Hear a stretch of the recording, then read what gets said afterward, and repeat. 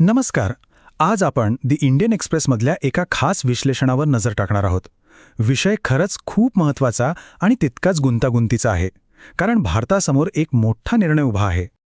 आता प्रश्न एकदम सरळ वाटतो नाही का, पण ह्याचं उत्तर शोधणं ते तितकंच अवघड आहे. आणि लेखात एक खूप छान गोष्ट म्हटलीये की आयुष्यात काही क्षण असे येतात जेव्हा प्रश्न आपल्याला काय मिळणार आहे हा नसतो, तर प्रश्न हा असतो की आपण आहोत तरी कोण. ठीक आहे, तर मग हा सगळा गुंता सोडवण्यासाठी आपण या लेखातले मुख्य मुद्दे काय आहेत ते एक एक करून समजून घेऊया. तर सगळ्यात आधी मूळ मुद्दा, भारतासमोर नेमका प्रस्ताव ठेवलाय तरी काय.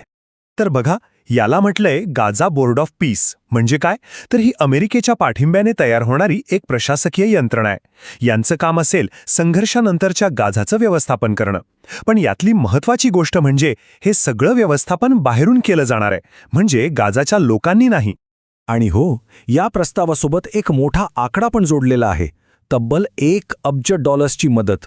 पण लेखातला खरा सवाल हाच आहे की ही रक्कम स्वीकारताना भारत आपली भूमिका आणि आपली तत्वपणाला लावणार का. आता बघूया की या प्रस्तावाला नकार देण्यामागचं पहिलं आणि सगळ्यात महत्त्वाचं कारण काय सांगितलं जातंय. आणि यासाठी आपल्याला इतिहासात थोडं मागे जावं लागेल. या लेखात या प्रस्तावाला मानवतेचा मुखवटा घातलेलं वसाहतवादी प्रशासन असं म्हटलंय. म्हणजे काय, तर पॅलेस्टिनी लोकांची संमतीच नसेल तर ती कुठली शांतता. ती तर एक प्रकारे बाहेरून लादलेली व्यवस्था झाली ना, एक विश्वस्त व्यवस्था. आणि हा फरक खूप महत्त्वाचा आहे. एका बाजूला आहे स्वनिर्णय, म्हणजे तिथल्या लोकांनी स्वतःच्या भविष्याचा निर्णय घेणं. आणि दुसऱ्या बाजूला आहे बाहेरून लादलेली व्यवस्था, जिथे लोकांना फक्त मॅनेज केलं जातं, त्यांचे निर्णय दुसरेच घेतात. आता विचार करा, भारताने स्वतः वसाहतवादाविरोधात इतका मोठा लढा दिलाय, त्यामुळे हा फरक आपल्यासाठी किती महत्त्वाचा ठरतो नाही का. बरं, हा झाला ऐतिहासिक संदर्भ. पण आता हे विश्लेषण आजच्या काळात भारतासाठी काय धोके आहेत यावर येतं.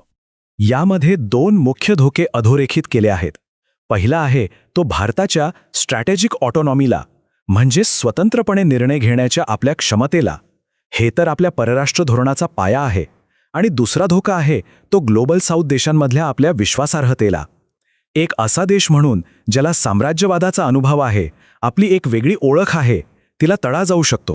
आणि या सगळ्या चर्चेतून एक आणखी मोठा आणि मूलभूत प्रश्न समोर येतो, तो म्हणजे शांतता म्हणजे नेमकं काय. लेखात खूप स्पष्टपणे सांगितलंय, खरी शांतता आणि वरवरची शांतता यात फरक आहे. खरी शांतता ही न्याय आणि उत्तरदायित्वावर टिकते, ती तिथल्या लोकांच्या नेतृत्वातून येते. पण जेव्हा तुम्ही फक्त वरून सुव्यवस्था लादता, लोकांच्या मूळ प्रश्नांना हातच घालत नाही, तेव्हा त्याला शांतता नाही तर पॅसिफिकेशन म्हणतात. म्हणजे एक प्रकारे दाबून टाकलेली शांतता, जी भविष्यात आणखी मोठ्या संघर्षाला जन्म देऊ शकते. तर मग प्रश्न येतो की जर भारताने नाही म्हणायचं असेल तर मग करायचं काय. तर हा लेख फक्त नाही म्हणून थांबत नाही, तो एक पर्यायी विधायक मार्गही सुचवतो.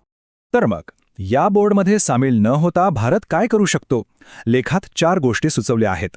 पहिला म्हणजे कोणत्याही राजकीय अटींशिवाय मानवतावादी मदत द्या. दुसरं, पुनर्बांधणीसाठी थेट मदत करण्याऐवजी UN एजन्सींमार्फत करा. तिसरं, आंतरराष्ट्रीय कायद्याची आणि न्यायाची बाजू सातत्याने घेत राहा. आणि चौथं, संवादासाठी आणि संयमासाठी आपल्या डिप्लोमॅटिक चॅनल्सचा वापर करा, म्हणजे गुंतून न पडता एक सकारात्मक भूमिका बजावणे. आणि शेवटी आपण त्याच मूळ प्रश्नावर येऊन थांबतो, जो या संपूर्ण विश्लेषणाच्या केंद्रस्थानी आहे. आजच्या या गुंतागुंतीच्या जगात एखाद्या संकटाचं केवळ व्यवस्थापन करणं आणि खऱ्या अर्थाने न्याय देणं, ह्यात नेमका फरक तो काय.